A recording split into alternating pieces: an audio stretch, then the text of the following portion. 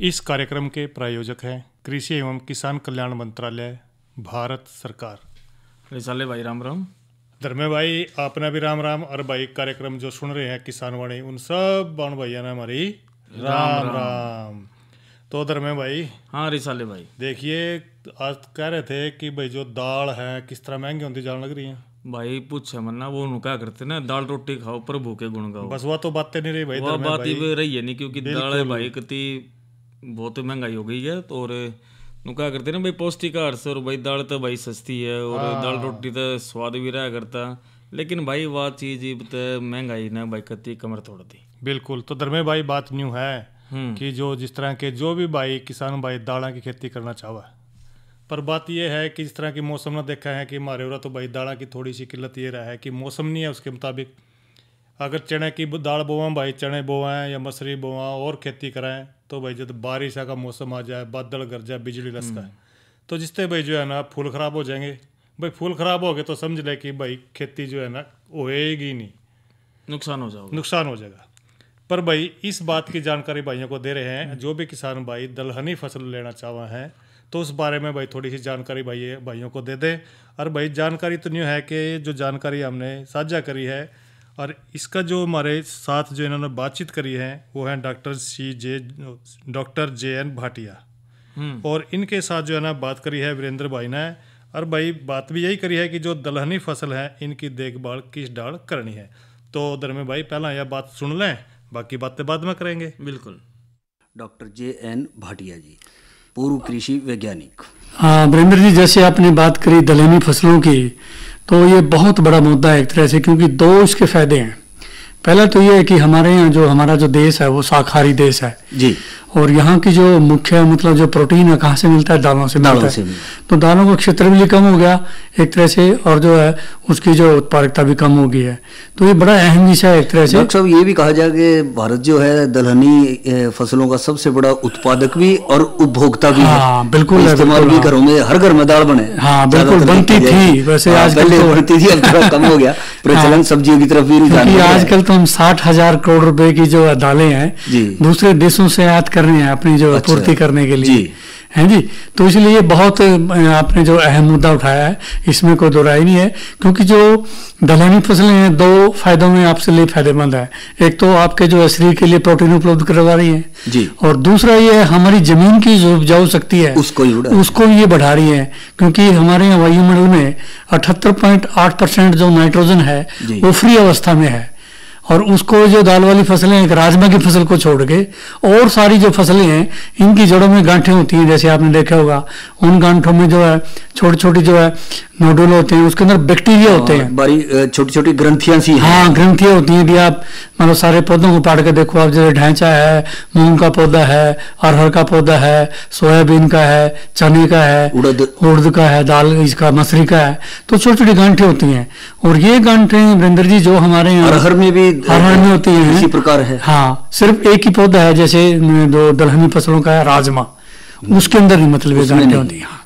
तो वो गांठें हैं जो जितनी भी अपनी उसके अंदर जो बैक्टीरिया होते हैं, राइजोबियम जिसको बोलते हैं, वो जितनी भी वायुमंडल में हमारी फ्री नाइट्रोजन है उसको पौधों को उपलब्ध करवाते हैं। और वैज्ञानिक ये कहते हैं कि एक पौधा है जो मतलब अपना जो उसका पूरा कार्यकाल है, जैसे 3-4 महीने की जो फसल है, 195 मिलीग्राम सिर्फ एक पौधा मतलब जो फ्री नाइट्रोजन है वो उपलब्ध करवाता है। तो आपने देखा भी होगा, मतलब जो है हमारे वैज्ञानिक है, जो अधिकारी हैं, बार बार कहते हैं किसानों को, भाई आप जो दाल उगाओ किसके लिए, अपनी पूर्ति के लिए उगाओ और अपनी जमीन की उपजाऊ शक्ति के लिए भी जरूर बनाओ, और फसल चक्कर में जो है इन जो है दालों का जो है आप जो है रोटेशन डालो आप। तो डॉक्टर साहब, इनके जैसे आजकल मौसम जो चल रहा है, हाँ इन परिस्थितियों में देखो सब दलहनी फसलों की किसान भाई क्या कुछ देखें? हाँ, सबसे पहले तो देखो वीरेंद्र भाई, हम ये बात देंगे किसानों को कि आमतौर पे जो दलहनी फसलें वहीं पर लगाई जाएं जहां पर पानी की निकासी का प्रबंध हो।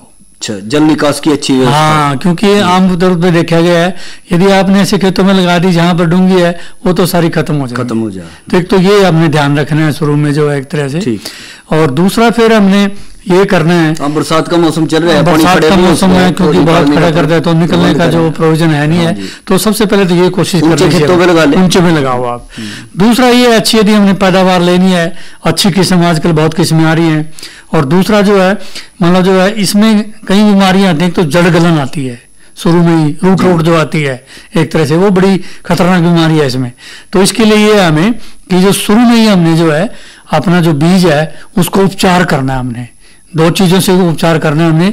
एक तो करना है फफूंदनाशी से, जो आजकल बहुत सारी फफूंदनाशी हैं, थीराम है, आपकी बावस्टीन है, आपकी कैप्टान है, ये मतलब जो है अपनी जो बीज को उपचारित करने वाली फफूंदनाशी हैं बाजार में खूब मिल जाती हैं। मात्रा रहेगी सिर्फ इनकी 3 से 4 ग्राम जो है प्रति किलो बीज के हिसाब से। यदि 8 से 10 किलो बीज लग रहा है तो 30-40 ग्राम की मात्रा में शुरू में हमने सूखा उपचार कर लेना है। और दूसरा भाई वीरेंद्र भाई, जैसे हम कहते हैं कई बार हम आजकल जैसे बहुत कम फसलें लगा रही हैं, दाल वाली फसलें हैं, तो हमें कोशिश करनी चाहिए कि जो राइजोबियम के टीके आते हैं, राइजो टीका के नाम से आता है, वो भी जरूर लगा लेना चाहिए। 70-80 रुपए का आता है, उससे हमें जो है नाइट्रोजन उपलब्ध होगी, फास्फोरस उपलब्ध होगी, और जो है मतलब जो है हर एक फसल की वो भी बहुत लाभदायक है। मान लीजिए जैसे यदि हम किसी फसल नहीं बो रहे हो और दाड़ा में काफी दिन के बाद बोनी पड़ जाए तो वो भी एक जरूर लगाना चाहिए। तो ये तो है शुरू की बातें। अब आगे बात हमने सबसे पहले अब बीमारी कौन कौन सी आ सकते हैं। 2 बीमारी हैं जो इस टाइम इस फसल में दिखाई देगी आपको। एक देगी पत्ती धब्बा जो बीमारी है कि आपकी जो पत्तियां हैं उस पे जो है काले काले धब्बे आपको दिखाई देंगे। अच्छा। शुरू में पौधा पीला हो जाएगा, उसके बाद जो है छोटे से रंग का जैसे धब्बा आएगा, और जब जब उसको अनुकूल तापमान मिलेगा, अनुकूल नमी मिलेगी, वो धब्बा बढ़ जाएगा। फिर आपस में वो 2 धब्बे मिलकर आपस में वो सारे पे फैल जाएंगे और जो है आपकी जो पत्ती को सुखा देंगे। तो ये कई प्रकार की फफूंद है, मतलब जो इस तरह के जो है धब्बे करती हैं एक तरह से। एक बैक्टीरिया भी है जो वो भी धब्बे करता है। बैक्टीरिया में और जो फफूंद में धब्बा बनता है उसमें एक पहचान है कि जो फफूंद से धब्बे बनेंगे उसमें जो है वाटर सोल्ट सिम्टम, मतलब पानी के धब्बे नहीं होंगे। अच्छा, धब्बे के चारों को कहते हैं जल सिक्त धब्बे, जो आ जाते हैं, हाँ वो बैक्टीरिया में होंगे, बैक्टीरिया में होंगे। हाँ, तो एक ये पहचान है। तो ये जो जल सिक्त धब्बे हैं या जो मतलब जो है पत्ती धब्बे रोग हैं, ये आजकल आपको जो है मूंग की फसलों में मिलेंगे। और आजकल जैसे मौसम चल रहा है, कभी बरसात हो रही है, कभी धूप निकल रही है, वो उनकी बढ़वार के लिए बहुत ही उपयुक्त है। अच्छा। तो जब भी आपको इस तरह के लक्षण दिखाई दे, बहुत सारी फफूंदनाशी है हमारे पास, प्रोपिकोनाजोल है, बावस्टीन है जी, आपकी जो मतलब जो क्लोरोथेनोनिल है, ये जो कोई सी भी दवाई लेके मैनकोजैब है, हमें उसी टाइम जो है 2 ग्राम प्रति लीटर पानी में घोल बना के, यदि हम 100 लीटर पानी की जरूरत है 200 ग्राम में हमें जो है उसका 200 ग्राम दवाई लेके हमें छिड़काव कर देना चाहिए। तो 15 दिन के बाद यदि आपको दिखाई दे पड़े तो फिर तो एक छिड़काव और कर दें इसमें। और जो निसर्गी है, मतलब जैसे अरहर वगैरह पे अब फड़ियां बढ़नी शुरू हो जाएंगी, या कईयों की तो तोड़ कर ली होगी, तो ऐसी अवस्था में कोई कीट वगैरह लगता है? हाँ, नहीं, कीट भी लगता है। दूसरा इसमें एक और बताऊंगा मैं आपको जो बीमारी है, एक इसमें जो वायरस की बड़ी बीमारी है। अच्छा, वायरस आपकी आपने देखा होगा, दूर से आपको दिखाई देगा कि जो फसल पीली पड़ी हुई है, है ना, कई तरह के धब्बे मिलेंगे, मुड़िए मिलेंगे, रोडिया से आ गया। तो इसमें वीरेंद्र भाई एक सावधानी बरतनी है कि जितने भी आपको रोगग्रस्त पौधे दिखाई दें, शुरू में ही मतलब जो है इनको आप मतलब उखेड़ के फेंक दो आप। और दूसरा, क्योंकि ये धब्बे कहाँ से फैलते हैं, कीड़ों से फैलते हैं, तो इसलिए उन कीड़ों को जो है रोकथाम करने के लिए हमें जितनी भी हमारी सिस्टमिक कीटनाशी हैं, इमीडा आ गया, थाइमेथोक्सम आ गया, मेटासिस्टोक्स आ गया, कोई भी दवाई लेके जो है 1 ml प्रति लीटर के हिसाब से जो है घोल बना के हमें छिड़काव कर देना है। तो ये आजकल जो है दालों में जो है 2-3 ऐसे रोग हैं जिनको यदि हम काबू कर लेंगे तो हम जो है अच्छी पैदावार ले सकते हैं। इस सब जानकारी के लिए डॉक्टर साहब आपका बहुत बहुत धन्यवाद। धन्यवाद।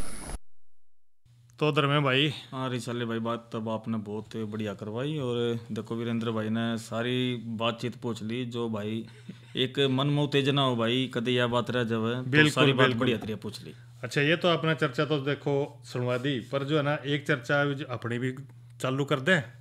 और वो आप बात करेंगे भाई जो कृषि में ड्रोन तकनीक का उपयोग और क्या महत्व है। बिल्कुल। और भाई देखो खेता में जो भाई ड्रोन देखा है भाई, उससे आजकल तो तकनीक की गिला तो चलना पड़ा है। बिल्कुल रिसाले भाई, तो देखिए धर्मे भाई, बात न्यू है, जो किसान है ना खेत में बेहतर उपज लेनी है उन्होंने, या किसाना की भाई आमदनी बढ़ानी है, तो इसके करके भाई जो है ना जो तकनीक आ रही है, सरकार भी कह रही है भाई ड्रोन तकनीक ले, या और दूसरे जो खेती के नए नए यंत्र आ रहे हैं खेती करने में, अगर हम इन्हें बढ़ावा देंगे तो भाई फसलों की जो आमदनी है या उपजाऊ शक्ति है वो बढ़ जाएगी।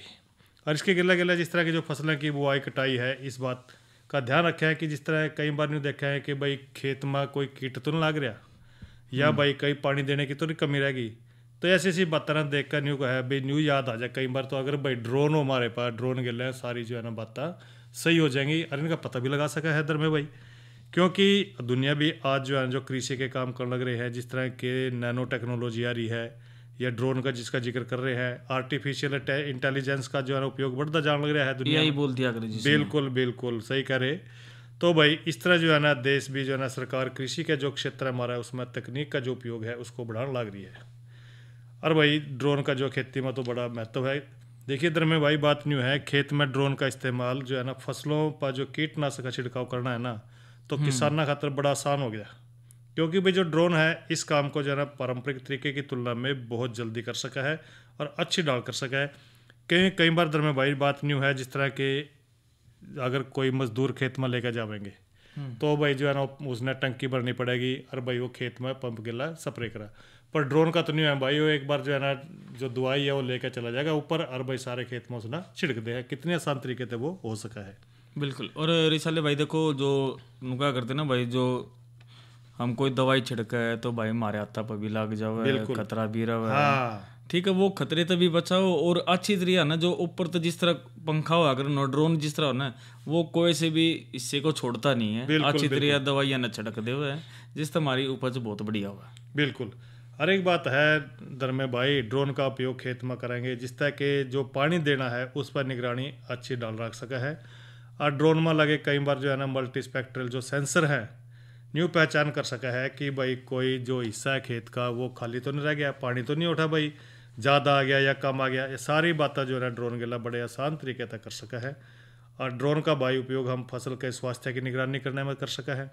और इसका उपयोग करना है तो भाई फसल जो है जिस तरह के जो नुकसान हो रहा है, कई बार किसान भाई को पता ही नहीं चलता भी कहाँ नुकसान हो रहा है, कहाँ हमारे पौधे मर रहे हैं, इसकी निगरानी भी ड्रोन गिला कर सका है। और इसके उपयोगिता भाई किसान पशुओं पर भी नजर रख सका है, क्योंकि कई बार नहीं देखा है किसान भाई ना पता ही नहीं लगता, जिस तरह के धान की फसल बड़ी बड़ी हो जाए और उसमें पशु कोई चला भी जाए, पता ही नहीं लगता भी नुकसान कर रहा है, तो ड्रोन गिला उसका पता लग जाएगा। बिल्कुल, ऊपर तक कैमरे तो भाई वो सारा का सारा रिकॉर्ड हो जाए। हाँ, देखता भी रहेगा और भाई कहाँ हो रहा है तो उसको अपना जो पशु खेत ना खाने लग रहा है उसको हटा भी सका है। और ड्रोन में जो सेंसर कैमरे लग रहे हैं भाई, इनकी मदद से फसलों की देख रेख भी कर सका है। और फसलों की जो है ना जिस तरह की लंबाई ज़्यादा होने पर किसान को निगरानी करना इतना मुश्किल हो जाएगा था पहला, तो ईब जो है ना ड्रोन की मदद है जो ये फसल है भाई इसकी निगरानी करना बड़ा आसान हो जाए। तो दर में भाई अपना जिक्र तो कर लिया ड्रोन के बारे में, ये थोड़ा सा मौसम की जानकारी भी दे दे लगे। बिल्कुल भाई, मौसम की भी जरूर जानकारी दे देते। और आज का जो अधिकतम तापमान भाई इसमें 32 डिग्री रिकॉर्ड किया गया, और जो न्यूनतम की बात करें तो भाई 24 डिग्री सेल्सियस। और आने वाले 24 घंटे की अगर जो हम बात करें तो अधिकतम 32 और जो न्यूनतम है 25 डिग्री सेल्सियस रहने की संभावना है। और गेला की गेला धर्मे भाई जो आगे के जो कार्यक्रम है उसके बारे में भी बता देते हैं। तो भाई कल तो है देखो रविवार, और रविवार ने हम कार्यक्रम लेकर आते थारी चिट्ठी हमारे गीत। और भाई सोमवार ने जो हमारी जो चर्चा रहेगी कार्यक्रम में, उसमें हम बात करेंगे अगेती मटर की बिजाई के बारे में बात करेंगे। और आज की नसीहत में हम सोमवार को भाई विषय लेकर आए हैं केंचुआ खाद का कृषि में महत्व। और भाई कुछ महत्वपूर्ण जानकारी प्राकृतिक खेती जिसमें जीवामृत या तरल जैविक खाद किस तरह बना हुआ है, इसके बारे में भी बातचीत ज़रूर होगी। तो भाई कार्यक्रम आप ज़रूर सुनिए और लगातार हम नई नई जानकारियाँ आपको देते रहे। धर्मे भाई ये तो जानकारी भी दे दी, मौसम के बारे में भी हालचाल बता दिया भाई, है ना। और भाई देखो ये मनोरंजन की भी बात देख रहे हैं। बिल्कुल भाई, कति उचाटी लग रही है, कुछ ना कुछ के कोई बढ़िया सा लोकगीत रागनी सुनाओ भाई धर्मे जी भाई। बिल्कुल धर्मे भाई सुनवा रहे हैं। क्या लेके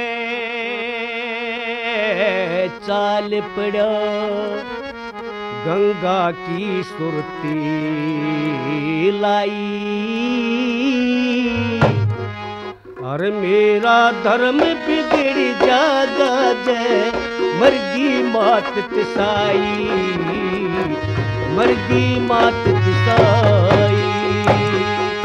आज्ञा लेके चाल पड़ा गंगा की सुरती लाई, मेरा धर्म बिगड़ जागा जय मरगी मात तिसाई, मरगी मात तिसाई।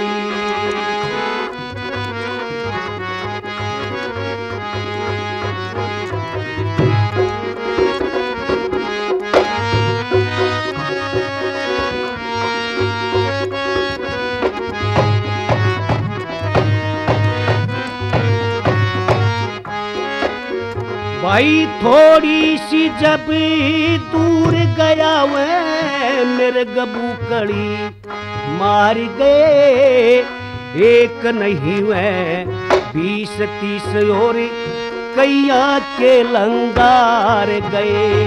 भाई सोन का सख माना लड़के ने गोडे से भी हार गए, और जिसने सेवा करी बड़ा की वह नर पर ले पार गए। बामे हाथ ने तितर बोल्या, बामे हाथ ने तितर बोल्या, चिंता ने काया खाई, मेरा धर्म बिगड़ जागा जय मरगी मात तिसाई, मरगी मात तिसाई।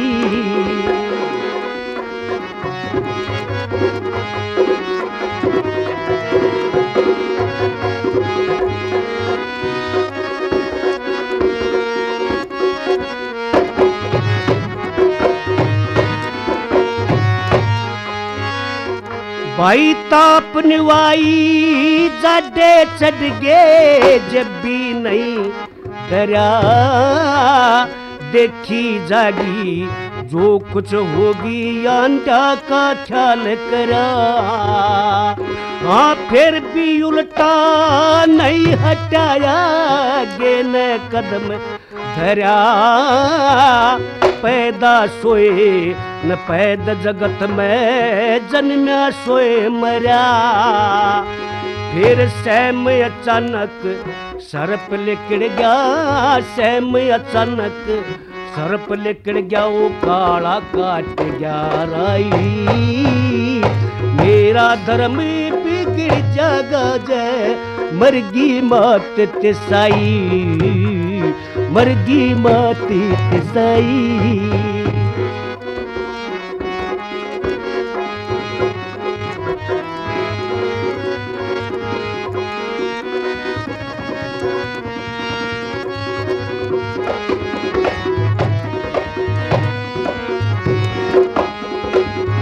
रात अंधेरी घटा उतरी बिजड़ खेवे भारी, देखी जागी जो कुछ होगी मनी को नहारी।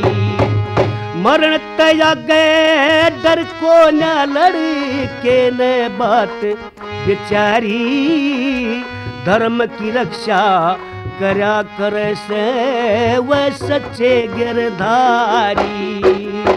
चलन तकती तंग हो गया, चलन तकती तंग हो गया जब सरदूदी दिखाई, मेरा धर्म बिगड़ जाएगा, मरगी मौत तिसाई, मरगी मौत तिसाई।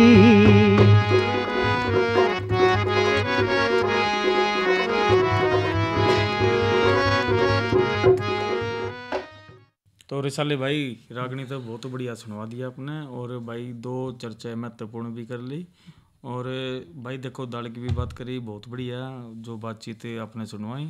और भाई इसमें जो अन्य जो फसल की जो बात हम करें तो भाई देखो ये नई फसल नई उमंग में जो सरसों की उन्नत किस्म है और बिजाई के बारे में भी थोड़ी सी बात कर ले भाई। बिल्कुल, देखिए इधर में भाई बात न्यू है, सीजन आ गया सरसों का, और सरसों के लगे अगर हम भाई तोड़िया भी आ जाए, ये तो ऐसी फसलें हैं भाई जो तिलहनी फसल है भाई, इनका जो समय है बिल्कुल तंत पै रहा है। और भाई जिन भाइयों ने खेती करनी है, जिन्होंने यह फसल लेनी है भाई, उसके बारे में हम थोड़ा जिक्र न्यू कर रहे हैं कि एक तो जो किस्म बतावेंगे यदि जाकर बोवेंगे किसान भाई, सबसे बात पहली तो ये है कि जो नहीं सोचा है कि भाई सबसे ज़्यादा कौन सी फसल जो है कौन सी किस्म ले जो ज़्यादा से ज़्यादा निकला खेत में। बिल्कुल। और भाई निकलने की बात नहीं इधर में भाई, बात न्यू है उसमें तेल कितना है, क्योंकि भाई ये फसलें ऐसी हैं जिनमें तेल की मात्रा देखनी जरूरी है। तो एक किस्म आई है जो RH30, और भाई इस किस्म की जो है ना सारे हरियाणा के जो बरानी है या सिंचाई वाले जो हमारा क्षेत्र है उसमें सिफारिश करी जाए इस किस्म की। पछेती बिजाई में योग की अन्य किस्में की जो है ना पैदावार ज़्यादा रहा है, इसको नवंबर के अंत तक बोया जा सकेगा, और इसका जो बीज मोटा हुआ है यानी कि लगभग 5.5 से लेकर के 6 ग्राम का इसका दाना हुआ है। पकने के समय इसकी जो फलियाँ हैं बिल्कुल नहीं जड़ती भाई, अगर भाई मिलाकर खेती के लिए यो एक उत्तम किस्म है। बिल्कुल। और यो 135 से 140 दिन में पक्का तैयार हो जाए, और इसकी औसत उपज का जिक्र करें तो भाई 8-9 क्विंटल प्रति 1 किले में तो निकल जा, और इसमें जो तेल निकलेगा दर में भाई वो है 40% तेल निकला है इसमें तो। बिल्कुल। और इसी तरह जो रिसाले भाई जो T59 जिसने वरुणा भी कह दिया करे, जी बिल्कुल, यह किस्म भी भाई जो यूपी में उत्तर प्रदेश तक कानपुर में विकसित की गई थी, और यह जो हरियाणा में सारे जो स्थितियाँ के लिए भाई एक बहुत बढ़िया किस्म से, और यह जो भाई 140 से 142 दिन में भाई पक जाती है, और इसके बीज भाई मोटा होता है और 5 से 5.5 ग्राम प्रति 1000 बीज, और पैदावार 8 से 9 क्विंटल प्रति एकड़, और भाई तेल के अंश की बात करें तो 40% तक इसमें ठीक रहता है। यानी कि इधर में भाई बात न्यू है कि RH में भी 40% अंश है, और T59 में भी वरुणा जिसना क्या है। अरे एक किस्म हो रहा है सौरभ के नाम था जिसना RH8113 यानी कि 8113 यो किस्म भी लगभग भाई 150 दिन में पक्का तैयार हो जाए, और लंबी बढ़ना और घनी शाखा वाली यह किस्म है जिसके नीचे के पत्ते चौड़े, धारियाँ लंबी, मध्य सिरा चौड़ा, और भाई इसकी जो औसत उपज है यानी कि 1 एकड़ में तैयार 9-10 क्विंटल निकल जाए, और इसका जो भाई बीज है मध्यम आकार का, और भाई गहरा भूरा रंग लिए हुए हुआ जिसमें 40% तेल की मात्रा हुआ है। और ये किस्म की विशेषता न्यू है कि भाई यो अल्टर जो नेरिया बीमारी है या सफ़ेद रतुए की बीमारी है या डाउनी मिल्ड्यू रोगों तो जो है ना मध्यम प्रतिरोधी है यह किस्म है। और भाई इसी ढाल जो है ना RH8812 जिसने लक्ष्मी के नाम से जाना है, यो अधिक उपज देने वाली किस्म है जिसको सारे हरियाणा राज्य में समय पर बिजाई या भाई जहाँ पानी की सुविधा है उस एरिया में इसको हम सिफारिश करा है। इस किस्म की जो पत्तियां हैं छोटी शाखा का रुख ऊपर की ओर हुआ है, और भाई तना और जो शाखाएं चमक रहित हैं, और इसकी फड़ियां मोटी, बीज मोटे काले रंग के हुए हैं, और इसकी औसत पैदावार का जिक्र करें तो भाई 9-10 क्विंटल 1 किले में तो निकल जा, और यह किस्म 142 से 145 दिन में पक्का तैयार हो जाए। इसी तरह भाई RH781 भी है, या किस्म भाई पकने में 140 दिन में, ऊंचाई मध्य 100 सेंटीमीटर भाई ठीक रहती है, और तेल के अंश की 40% रहती है, और भाई औसत पैदावार की बात करें तो 7 से 8 क्विंटल प्रति एकड़ इसमें सही रहता है, और ये पाड़ा और सर्दी की भाई सहनशील वाली या फसल से। तो दर में भाई बात न्यू है, यह तो किस्म करीब मुख्य से अपन जो खास किस्म जो है ना आप ले सको हो। और मिट्टी की और जलवायु की बात करें तो भाई सरसों जो है ना हल्की तले का जो है ना भारी दोमट मिट्टी में बहुत बढ़िया पैदा हुआ है। और खेत की तैयारी का जिक्र करें तो भाई बीज के अच्छे अंकुरण के लिए खेत को अच्छी ढाल तैयार करना जरूरी है, और सिंचाई इलाके में भाई दरमियाना मिट्टी पलटने वाला जो हल है उससे पहले जो है जुताई करने के बाद 2-3 बार जो है देसी हल हैरो या कल्टीवेटर से जुताई करके सुहागा जरूर लगाना है। और बीज की मात्रा का जिक्र करें तो भाई शुद्ध फसल बीजने खातर सरसों में भाई जो है ना 1.25 किलोग्राम बीज काफ़ी है 1 किले खातर। और बरानी जो हालात में ज़मीन है उसमें नमी के अनुसार भाई यानी कि लगभग 2 किलोग्राम बीज ले सको हो प्रति किले के हिसाब से। और भाई अगर मिलवा फसलें लेनी है तो भाई बीज मात्रा मुख्य फसल और सरसों और जिस तरह के तोड़िए के अनुपात पर निर्भर करा है। और भाई बिजाई का समय का जिक्र कर दे थोड़ा सा। बिल्कुल जरूर कर देते भाई। इसमें रिसाले भाई जो तोरिया के लिए भाई बिजाई सितंबर के मध्य तक ठीक रहते हैं। सरसों होता है भाई 25 सितंबर तक लेकर 10 अक्टूबर तक है। जो राया के लिए 30 सितंबर से 20 अक्टूबर तक और तारी मीरा की सारे अक्टूबर में हम इसमें कर सके। तो यानी कि इधर में भाई बात न्यू है, मिट्टी का जिक्र कर दिया, बीज लेना कितना भाई बिजाई का समय बिल्कुल चल रहा है। किसान भाई इसको जो है ना बोने का समय रहा है अपना खेत में जो है ना इसकी उपज ले सका है। बिल्कुल। और भाई इधर में भाई बात न्यू है, अपने सरसों के साथ साथ एक जानकारी भाइयों के ला और साझा कर लें। यानी कि जो सूत्रकृमि है निमेटोड कहते हैं जिसना, उसका प्रबंधन में मिट्टी की जो जांच का क्या महत्व है इस बारे में भी जानकारी कर लें। क्योंकि पौधे जो है ना परजीवी निमेटोड धागे की तरह जो है ना सूक्ष्म, जिस तरह धागा हुआ ना धर्मे भाई, सूक्ष्म जीव है जो यानी कि जो सारे निवासियों विशेषकर मिट्टी और पानी में रहे हैं। और भाई निमेटोड लगभग सारी तरह की जो फसल है उनका नुकसान पहुंचा दे है, यानी कि जो सूत्रकृमि के हैं जिसना। क्योंकि भूमिगत जो है ना आदत है इनकी रहना अंदर की तरफ, जमीन के अंदर है। एक बात और है, या आंखा तो दिखते ही नहीं है, इतने बरीक हुआ दर में भाई। और इसके जो सूत्रकृमि जो ग्रस्त पौधे हैं उनके के पहचान रखनी है आपने। एक तो जो पादप परजीवी सूत्रकृमि है, खास करके जो परपोषी पौधे की जड़ और भाई जड़ों के चारों कानी मिट्टी में या पौधे के तन, पत्तियां और बीच में यूँ पाया जाए। और भाई जो निमेटोड है इससे जो अगर देखा है कि इसके जो लक्षण है फसल और निमेटोड कीट का प्रकार के आधार पर अलग अलग डाल के हुआ है। और भाई मिट्टी की जांच की जरूरत क्यों पड़ा है इसमें? फसलों में अधिक उपज लेने के लिए ये जानना जरूरी है कि मिट्टी में कौन कौन से सूत्रकृमि मौजूद हैं। बिल्कुल। और समस्याग्रस्त मिट्टी के जो सही समय पर इसका उपचार करना बड़ा जरूरी है। अगर भाई समस्या जो मिट्टी में है अगर उसका उपचार नहीं है तो देखो फसल का नुकसान वो पहुंचा दे है। मिट्टी की जांच के आधार पर भाई देखा है फसल के अनुसार प्रबंध करना चाहिए। भी मिट्टी की जांच का हम कई बार जिक्र भी करते रहे हैं कि जब भी आप खेत में कोई फसल लो वो मिट्टी की भी पानी की भी जांच भाई जरूरी है धर्में भाई। क्योंकि मिट्टी की जांच के आधार पर ही हम फसल लेनी चाहिए। और कि वो भी नहीं बताएंगे जब प्रयोगशाला में मिट्टी लेकर जाएंगे भी आपने कौन से तत्व की जरूरत है खेत में, वो आपने डालने पड़ेंगे, जब जाकर आपके जो खेत की मिट्टी है उपजाऊ हो जाएगी। और इसी तरह भाई मिट्टी नमूने को कब लेना चाहिए? मिट्टी के नमूने को भाई किसी भी समय ले सका है, यानी कि बसंत लेकर चालू साल के देर से जो गिरने वाले एकत्र किया जा सका है। और बढ़ते मौसम में जो मेज़बान रूट जोन है उसके पास में एकत्र करे जाए। मिट्टी के नमूने दूसरे समय पर जो लिए गए नमूने की तुलना में निमेटोड का पता लगाने का एक बेहतर बहुत बढ़िया मौका मिल सका अपना। क्योंकि निमेटोड जो है ना समस्या के इतिहास के साथ साथ भाई जो वहाँ का क्षेत्र है नियमित रूप से न्यू पता लग सका है कि जो निमेटोड की संख्या है आर्थिक सीमतें अधिक हो गई है या नहीं। भाई नमूने की गहराई किस तरह देखने अपना मिट्टी की जांच करने खातर रूट जोन के भीतर जो निमेटोड है सबसे ज़्यादा अधिक संख्या में मिला है।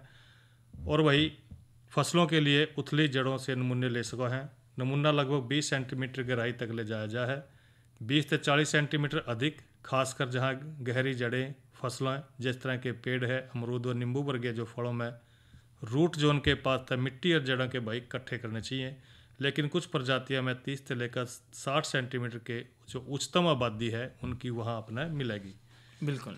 और भाई मिट्टी के नमूने लेने से हम धर्म में भाई बात न्यू है, कई बातों का ध्यान रखना चाहिए। एक तो मिट्टी का जो है ना नमूना लेते समय ऊपरी सतह पर घास फूस कंकड़ पत्थर बिल्कुल नहीं होना चाहिए, और तो मिट्टी साफ कर लेनी चाहिए। और खेत के सारी जगह तो भाई मिट्टी के नमूने लेकर इन नमूने का आपस में अच्छी ढाल मिलाना है। और भाई जो मिट्टी इकट्ठी का नमूना ले लिया, ज़्यादा गिल्ला हो तो भाई उसे छाया में सुखा लें। और भाई एक खास बात जरूर रखें कि भाई जो भी आप नमूना लो आप उसने साफ़ सुथरी पॉलीथीन में भर ले हुए ताकि इसमें और लेवल भी लगा दे ताकि कोई परेशानी ना हो। तो धर्मे भाई बात न्यू है कार्यक्रम किसान वाणी इसके गले समाप्त हो रहा है। तो भाइयों तो ले लें इजाज़त। अच्छा भाइयों राम राम। इस कार्यक्रम के प्रायोजक थे कृषि एवं किसान कल्याण मंत्रालय भारत सरकार।